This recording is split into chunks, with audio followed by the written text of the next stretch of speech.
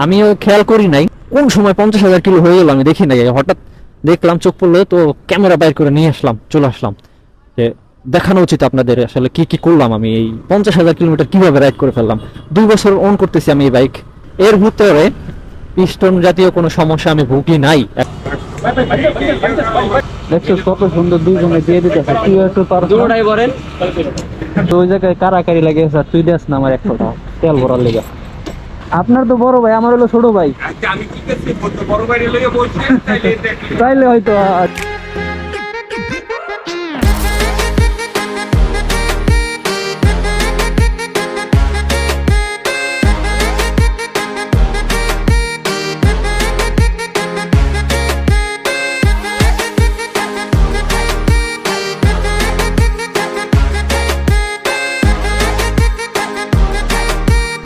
আসসালামু আলাইকুম, কি অবস্থা সবার? আশা করি সবাই অনেক অনেক ভালো আছেন। Welcome back to my another new blog.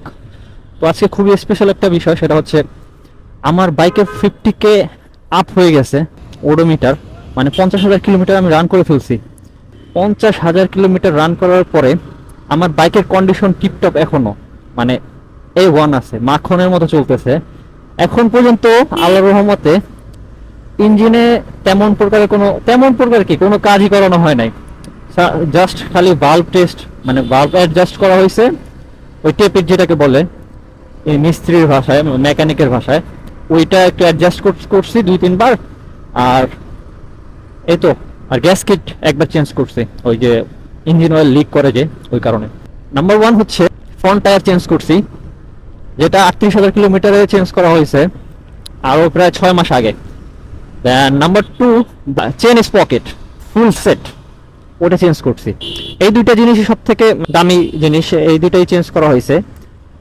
আর এখন পর্যন্ত আমার 50,000 কিলোমিটার বাইক রাইড করার পরেও না ক্লাস প্লেটে হাত দেওয়া হয়েছে, না কোনো পিস্টনের সমস্যায় ভুগতেছি, কোনো কিছুই হয় নাই। মানে অনেকেই এই ওয়েনেস কেনার পরে অনেক কমপ্লেন যে 30,000-40,000-এর ভিতরে পিস্টন চলে যায়, পিস্টন চেঞ্জ করতে হয়, পিস্টনের রিং চেঞ্জ করতে হয়।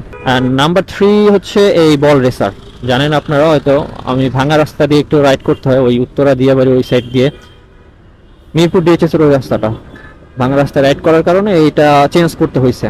আচ্ছা, আরেকটা বিষয় আপনাদের জানানো উচিত, এইটা হচ্ছে আমি ইউজড নিয়েছিলাম যখন 18,000 কিলোমিটার চলছে তখন, তো একটা পরিচিত বড় ভাইয়ের কাছ থেকে নিয়েছিলাম।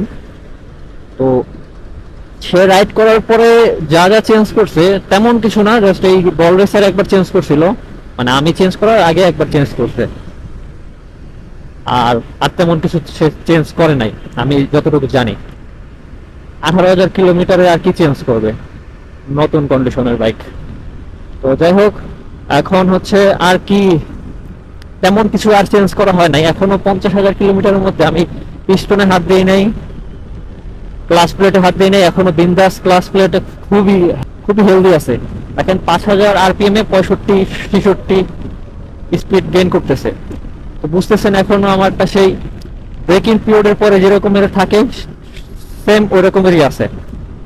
তো এরকম থাকার কারণ হচ্ছে আপনারা যারা এক হাতে রাইড করেন, মানে একজনই রাইড করেন এক স্টাইলে, তখন ওই বাইকটা ওইভাবে চলে, এবং সঠিক নিয়ম মেনে চলাইলে তখন এই পিস্টনে বা আপনার কি বলে ক্লাস প্লেট, এগুলা ক্ষয় হয় খুবই কম।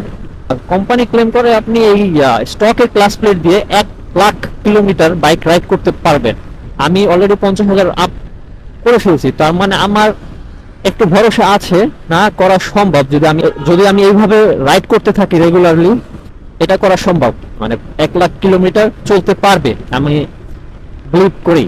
যেহেতু 50,000 কিলোমিটার পর্যন্ত এখনো কোনো ফারাক দেখি নাই, মানে এখনো কোনো তফাৎ দেখি নাই, আগের মতোই বাইকে রেসপন্স করতেছে সেই শুরুর দিক থেকেই। টোটাল ধরার পরে বোঝা যায় কোনটার ক্লাস প্লেট দুর্বল, কোনটার ক্লাস প্লেট একদম ঠিক আছে। তো আমারটা এখনো পর্যন্ত অনেক হেলদি আছে, মানে ঠিকঠাক আছে। 50,000 কিলোমিটার রাইড করার পরেও আমি একবার এখন পর্যন্ত ক্লাস প্লেটে হাত দেই নাই। সব থেকে ইন্টারেস্টিং বিষয় হচ্ছে এটা। ক্লাস প্লেট অনেক তাড়াতাড়ি ক্ষয় হয়, আপনারা জানেন। যদি আমি ইঞ্জিন ব্রেক ধরি, আমিও ইঞ্জিন ব্রেক ধরি, কিন্তু খুব কম সংখ্যক, যখন আমার স্পিড 80-র উপরে থাকে আর ইমার্জেন্সি ব্রেক ধরার প্রয়োজন তখন আমি ইঞ্জিন ব্রেকটা ইউজ করি বেশিরভাগ হাইওয়েতে আর এইসব বড় রাস্তায়। আর সব সময় আমি ইঞ্জিন ব্রেক ইউজ করি না। তো 50,000 কিলোমিটার রাইড করার পরে আপনাদের একটা প্রশ্ন আসতে পারে যে এর ভিতরে আপনি কিভাবে মেনটেনেন্স করছেন, মানে মেনটেনেন্সের বিষয়ে যদি আসে সবার প্রথম আসবে হচ্ছে ইঞ্জিন অয়েল। ইঞ্জিন অয়েলটা আমি 1200 ml দেই। আর যখন আমি চেঞ্জ করি oil filter, engine oil filter, তখন দেই হচ্ছে 1300 ml বা 1350 ml, এর ভিতরেই থাকে। 1300 ml দিলে পারফেক্ট হয় আমার মতে। তো এর ভিতরে আমি একবারও সিনথেটিক ইঞ্জিন অয়েল ইউজ করি নাই, সব সময় মিনারেলটাই ইউজ করছি। আর আমি বর্তমানে যে ইঞ্জিন অয়েলটা ইউজ করছি হয়তো আপনারা জানেন। তো ইঞ্জিন অয়েলের বিষয়ে আর একটা ভিডিও আমি নিয়ে আসবো ইনশাল্লাহ খুব তাড়াতাড়ি। তো যাই হোক, নেক্সট হচ্ছে মাইলেজ বলতে পারেন। এটা মাইলেজ নিয়ে আমি এখনো সন্তুষ্ট আছি। ইন সিটি হাইওয়ে উভয় আমি সব সময় চেষ্টা করি 5,000 RPM এর ভিতরে রাইড করার জন্য। তো তখন একটু সেফ থাকে। যদি 6,000ও ঠিকঠাক থাকে, 7,000 পর্যন্ত যাই না সব সময়। যখন প্রয়োজন হয় ওভারটেকিং এর তখন যাই। এছাড়া বাকি সব সময় আমি 5-5 ভিতরেই রাইড করি। তো এখন আমি ফুয়েল নিব, ফুয়েল নিয়ে আবার ব্যাক করতেছি, ঠিক আছে?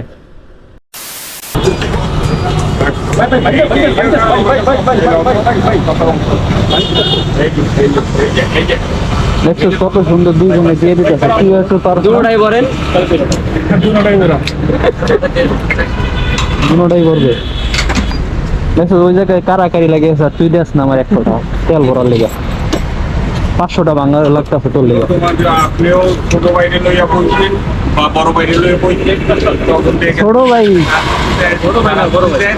আপনার তো বড় ভাই, আমার হলো ছোট ভাই। আচ্ছা আমি কি করছি বলতে বড় বাইরে লইয়া বলছেন তাইলে হয়তো ঠিক আছে।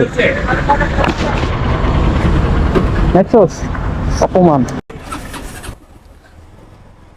বড় ভাই হলে ঠিকই দিত। হ্যাঁ হ্যাঁ, এ কি আমি মরতাম। বড় হইলে হ্যারি লস। আসলে বড় ভাই হইলেই লস। এই কারণে সবসময় ছোটদের মানে বড়দের সাথে ঘুরবেন, মানে বড়দের সাথে ঘুরবেন। এই কারণে তাহলে হচ্ছে লাভ আছে। মানে তেল ভরে দিত। এখন যদি আমার পিছনে বড় ভাই থাকতো তাহলে এখন তেল ভরে দিত। তো যাই হোক, তাদের দুজনে মানে ছোট ভাইও টাকা দিতেছে, বড় ভাইও টাকা দিতেছে। কার্ডটা রেখে কার্ডটা রাখবে। এখন ইয়ামিন বলতেছে যে দুজনেরটাই ভরে দেন, মানে দুজনের টাকাই তেল দিয়ে দেন, তাহলেই তো হয়। যাই হোক, এই তো 50,000 কিলোমিটারের মধ্যে এগুলাই চেঞ্জ করলাম। তাছাড়া আমার এখন আর মনে পড়তেছে না আসলে তেমন কিছুই চেঞ্জ করা হয় না আমার বাইকে। কি বলবো আর কি সমস্যায় ফেস করছি। আর এত নিচ দিয়ে চলতেছে। আচ্ছা যাই হোক, আর কি চেঞ্জ করছি আর কি চেঞ্জ করছি সেটা তো জানলেনই। কি সমস্যায় পড়েছিলাম এই বাইকের আর কি ভালো দিক আমি পাইছি, এইগুলা নিয়ে ইন ডিটেল আমি একটা ভিডিও তৈরি করব। মেবি নেক্সট উইকে পেয়ে যাবেন আশা করা যায়। আসলে পড়াশোনা আর কাজের ব্যস্ততার ভিডিও তৈরি করা হচ্ছে না আর কি, তৈরি করা হচ্ছে না। যাই হোক, এখন ওই ভিডিওটা নেক্সট উইকে পেয়ে যাবেন। আর এই ভিডিওটা মেনলি ছিল এটার উপরেই যে 50K প্লাস রাইড করার পরও আমার বাইক এখনো ঠিকঠাক ভাবে চলতেছে আলহামদুলিল্লাহ। আশা করা যায় আরো 10-15,000 কিলো এভাবে চালাতে পারবো আই গেস। আর মেনটেন করা সব থেকে বড় বিষয়। যদি মেনটেন করে বাইক রাইড করেন, এই 50,000 কেন 1 লাখের মধ্যেও আমার মনে হয় না আপনার ক্লাস প্লেট বা পিস্টনে কোনো সমস্যা হবে। আর এই ভিডিওটা শুধু এই পারপাসেই ছিল যে 50,000 কিলোমিটার রাইড হয়ে গেছে, এইটার একটা নোটিফিকেশন দেওয়া আপনাদের, এই আর কি। আমিও খেয়াল করি নাই যে কোন সময় 50,000 কিলো হয়ে গেল, আমি দেখি নাই। হঠাৎ দেখলাম, চোখ পড়লো, তো ক্যামেরা বাইর করে নিয়ে চলে আসলাম যে দেখানো উচিত আপনাদের আসলে কি করলাম আমি। এই 50,000 কিলোমিটার কিভাবে রাইড করে ফেললাম। 2 বছর অন করতেছি আমি এই বাইক। 2 বছরের মধ্যে আশা করি এই বাইক সম্বন্ধে আমার অনেক আইডিয়া হয়ে গেছে। তো আপনারা অবশ্যই এই ভিডিও পাবেন নেক্সট উইকে আশা করা যায়। ইন ডিটেল আমি একটা ভিডিও তৈরি করতেছি, অবশ্যই দেখবেন। আর এই ভিডিওটা যদি আপনাদের সবার ভালো লেগে থাকে, এই মামা আসতে, তাহলে অবশ্যই লাইক কমেন্ট শেয়ার করবেন আর অবশ্যই সাবস্ক্রাইব করবেন। আসলে আপনারা সাবস্ক্রাইব করতেই চান না। আমার 98% ভিউয়ার্স ইজ আনসাবস্ক্রাইব করা, মানে তারা আমার সাবস্ক্রাইবার না, তারা হচ্ছে আসে ঘুরে, মানে ভিডিও দেখে দেখে চলে যায়, না দেয় লাইক, না করে কমেন্ট, আর সাবস্ক্রাইব তো করেই না। তো আপনাদের কাছে একটা রিকোয়েস্ট, একটু সাবস্ক্রাইব করে দিয়েন, ঠিক আছে? শেষ প্রান্তে চলে আসছি, আর আমিও মিরপুর চলে আসছি। আমার গন্তব্য মিরপুর পর্যন্তই আপাতত। এই ভিডিওটা এখানেই শেষ করছি। ভালো থাকবেন, সুস্থ থাকবেন, এবং আচ্ছা, ভালো থাকবেন, সুস্থ থাকবেন, এবং ব্লগ উইথ জেস এর সাথে থাকবেন। টাটা।